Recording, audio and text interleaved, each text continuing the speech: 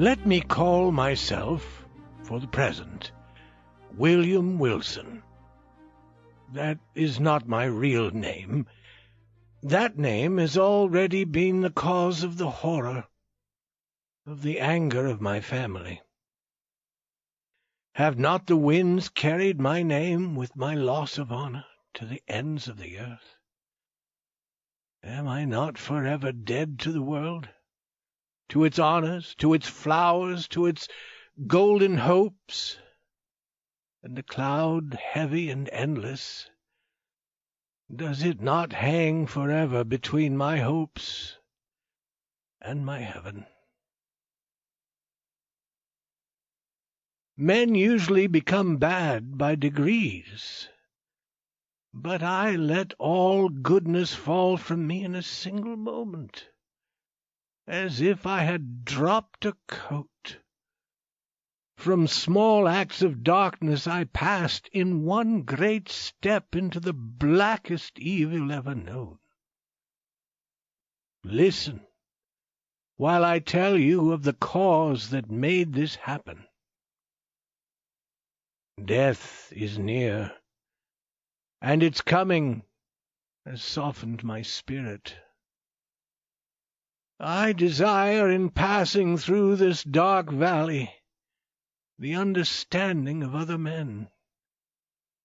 I wish them to believe that I have been in some ways in the power of forces beyond human control. I wish them to find for me in the story I am about to tell some small fact that proves I could only have done what I did. I would have them agree that what happened to me never happened to other men. Is it not true that no one has ever suffered as I do? Have I not indeed been living in a dream?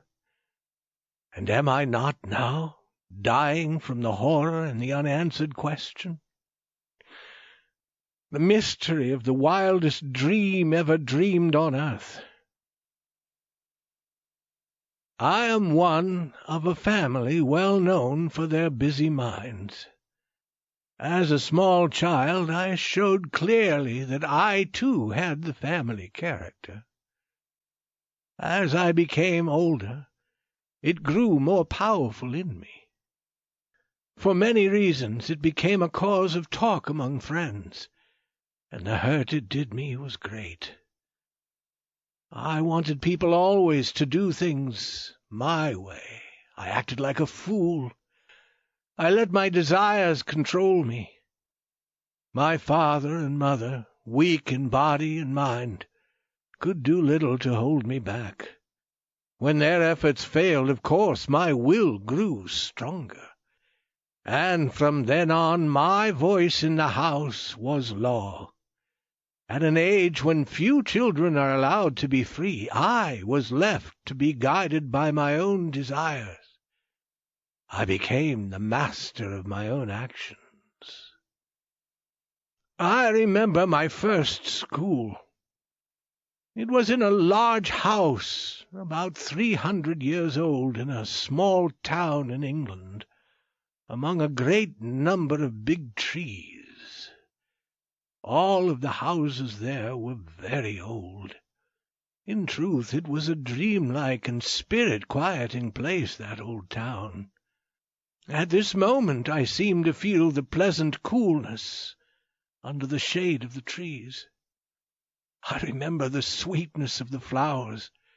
I hear again with delight, I cannot explain, the deep sound of the church bell, each hour breaking the stillness of the day. It gives me pleasure to think about this school, as much pleasure, perhaps, as I am now able to experience. Deep in suffering as I am, suffering only too real, perhaps no one will object if for a short time I forget my troubles and tell a little about this period.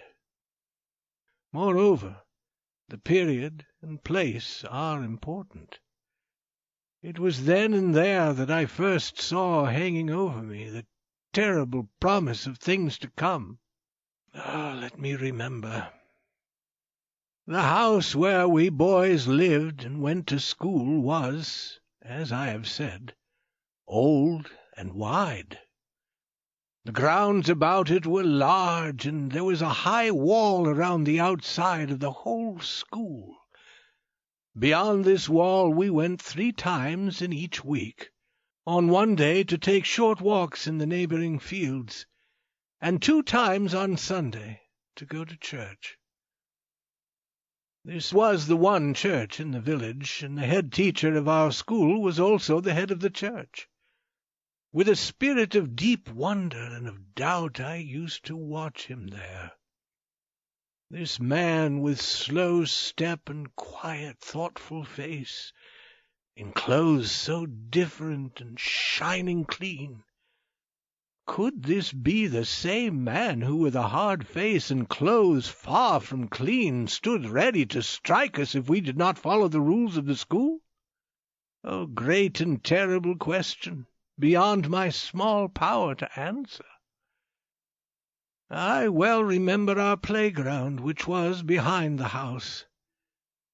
There were no trees, and the ground was as hard as stone. In front of the house there was a small garden, but we stepped into this garden only at very special times, such as when we first arrived at school, or when we left it for the last time, or perhaps when father or mother or a friend came to take us away for a few days. But the house! What a delightful old building it was! To me, truly a palace. There was really no end to it. I was not always able to say certainly which of its 2 floors I happened to be on.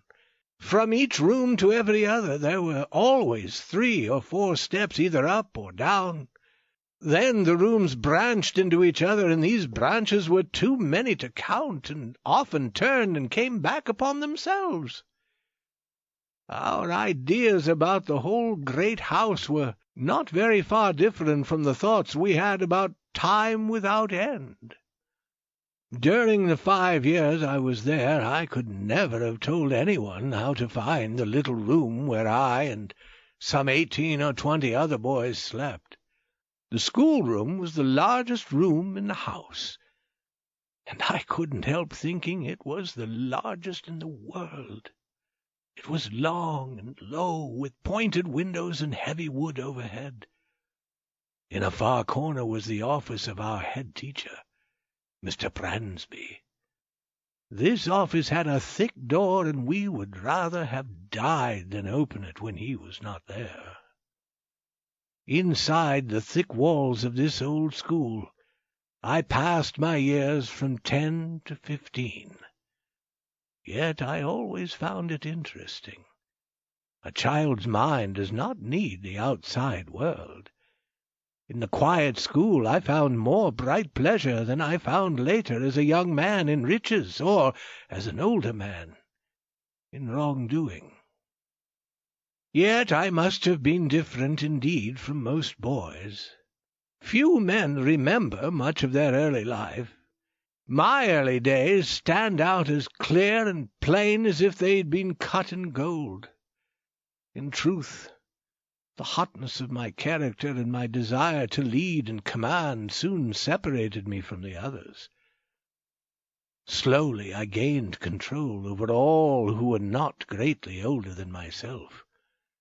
Over all, except one. This exception was a boy who, though not of my family, had the same name as my own, William Wilson.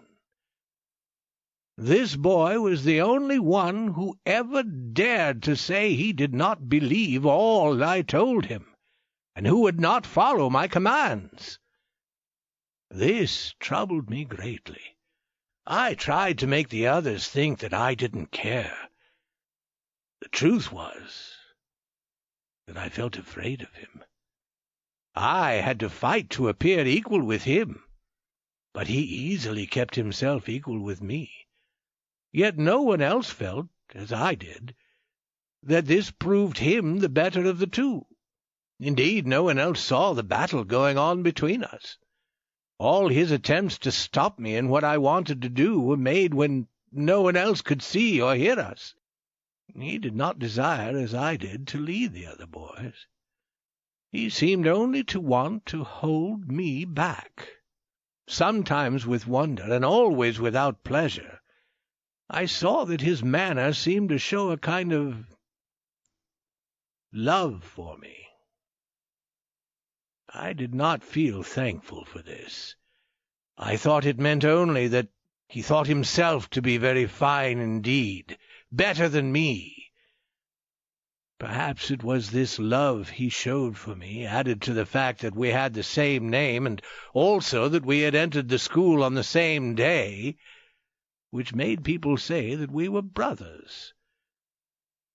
Wilson did not belong to my family, even very distantly. But if we had been brothers, we would have been near to each other indeed, for I learned that we were both born on the 19th of January, 1809. This seemed a strange and wonderful thing.